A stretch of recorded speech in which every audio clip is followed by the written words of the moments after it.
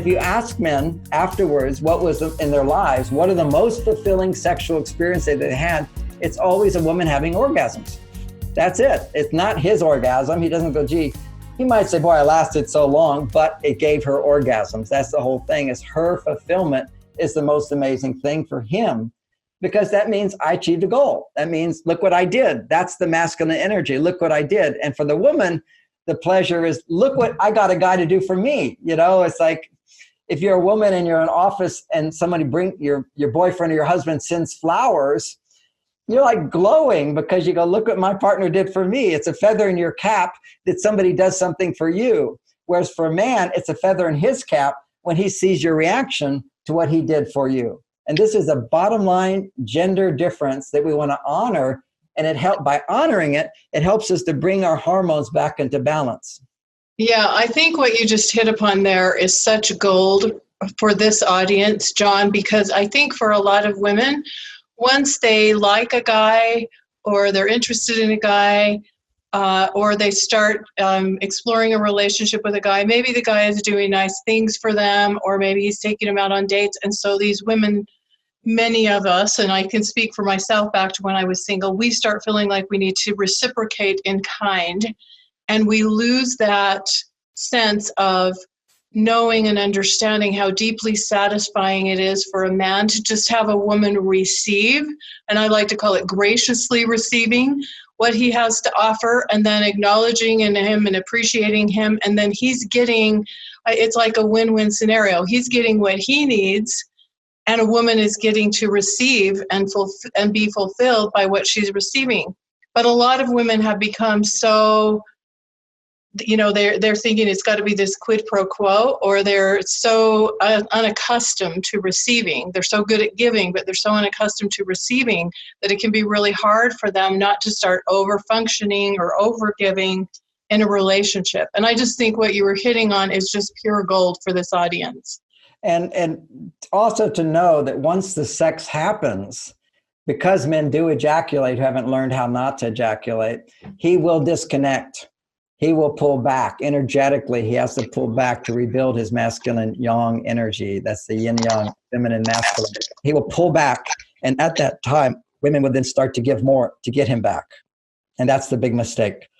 She now, even if he pursued her, once he's got her, he pulls back. Now she then pursues him. And that's that over-giving.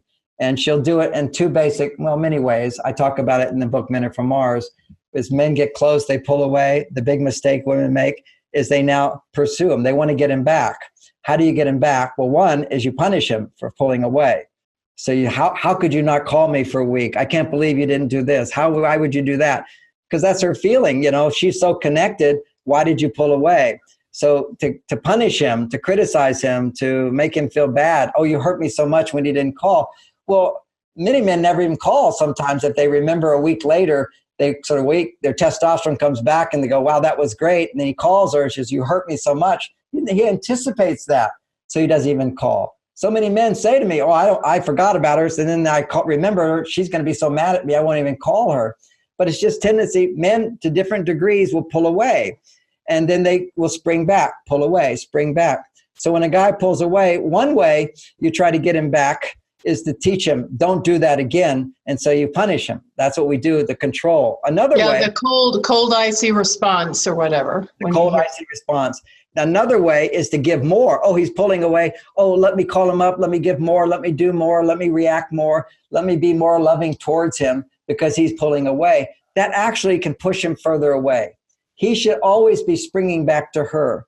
Her responses need to be authentic responses to him giving more to her. And then there is that natural reaction to reciprocate. And that's a beautiful feminine thing.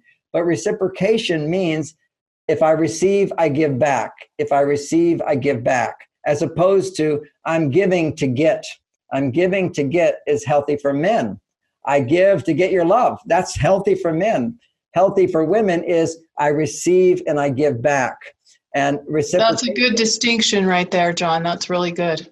And another part that goes with that, to add to that, the best giving back you can give to a man is to appreciate what he's given to you. You're literally giving me what I need when you appreciate what I do. When you accept my imperfections, it gives me even more love. When you're not demanding more of me, when you're trusting that I'm doing my best and it's good enough, as opposed to, well, you need to change, you need to do this, you need to do that. These are the greatest gifts, and women don't realize the power in that. Accepting a man, appreciating a man, trusting the best of a man is emerging in a process without you having to do anything to change him. Those messages is pure gold for men. It's better than anything you could do for him. And think about what message you're giving when you have sex to a man. It means you're literally accepting him into your body.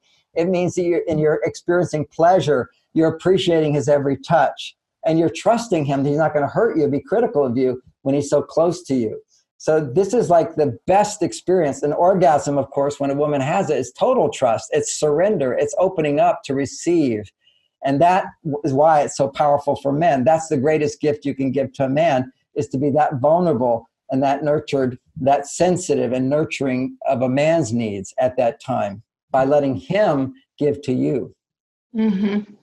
So can I ask you a question? This is something that comes up a lot too with the women that I speak with, is that it seems like there are men out there of all different ages, but of course this is for the most part a little more mature audience, where it seems like the men are not very motivated or they're not doing a whole lot. And part of that may be this hormonal thing that you were talking about where their testosterone is low.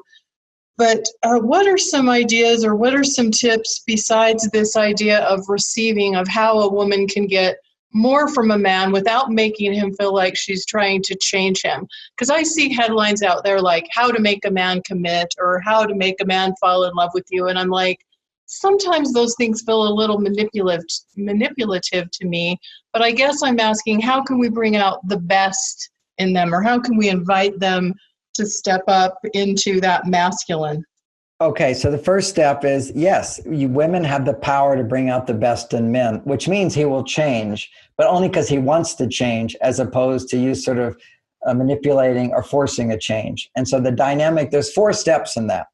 Step 1 is stop trying to change him in any way. That's heaven to a man. That means no complaining, no directing, no improving. That means noticing how you will tend to control. And every woman, every man, when we're not getting what we need, we want to change our partner because we go, oh, they made me so happy. Now I want to try to change them. And now they're not. So I have to change them back, or I have to get them how to do it better.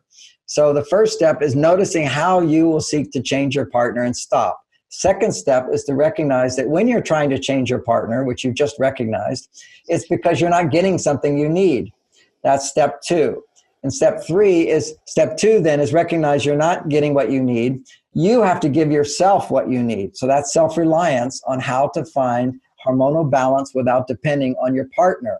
That means, in practical terms, how to be happy without depending on a man. You depend on a man to be happier.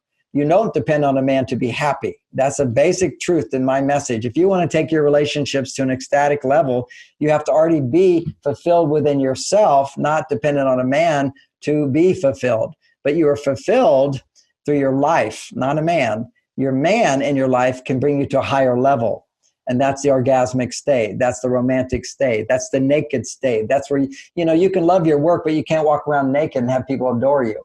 Okay, that's not going to happen. So this happier state is something that you can achieve through intimacy and the safety of that by picking a partner and so forth. So you want to achieve, the second step is how to bring myself back into hormonal balance. If you're wanting to change your partner, generally you're out of balance. You're dissatisfied. You're looking for more. Now you come back to giving yourself more. And what will that look like? We'll talk about in a minute. Once you give yourself more, you're back into balance. Then you give more. But this time you give your partner what they need, not what you need, not what you think they should need, but you learn how to give them what they need. And as I mentioned, men particularly, and you'll see throughout this whole series, men particularly want to feel accepted. They want to feel appreciated. They want to feel trusted. They want to be admired. They want to be the hero. They want to feel like they're contributing to your well-being in some meaningful way. That is masculinity. There will be some men, when you ask them, they're more on their female side. So they'll say, oh, I want to be able to share my feelings and my emotions, and I want her to be there for me just like I'm there for her in that emotional way. And yes, there's some truth to that. But if it becomes a dominant need in a man, he becomes too estrogen oriented. So we'd have to remember that when you're listening to different men, some men are more on their female side, and it will be confusing because they'll talk about things that women primarily need. And because they can feel those needs, because when you have more estrogen, you will have all the needs that a woman has. If you have more testosterone, you'll be more on your male side. You want to solve problems and fix things and do all that stuff. So it can be very confusing when you ask somebody what they need or what's important to them. What I'm telling you is what I've learned from my 40 years of experience is that men need more testosterone. And testosterone is generated in both men and women when you celebrate, appreciate them. Oh, look what a good job you did. I need your help. The fireman who goes into the fire, he's the hero. That's his testosterone shoots way up. This is what, if you need more testosterone, what you need is you need more appreciation, acceptance for who you are, and trust. If you want more estrogen, what you need is someone to care more about you. You're special, you're a priority, someone who understands you. Understanding is penetrating into your feelings and your thoughts and your wishes and wants and needs. And somebody who honors you as much as they honor themselves, or honors you even more than themselves sometimes, prioritizing you. And that's called respect.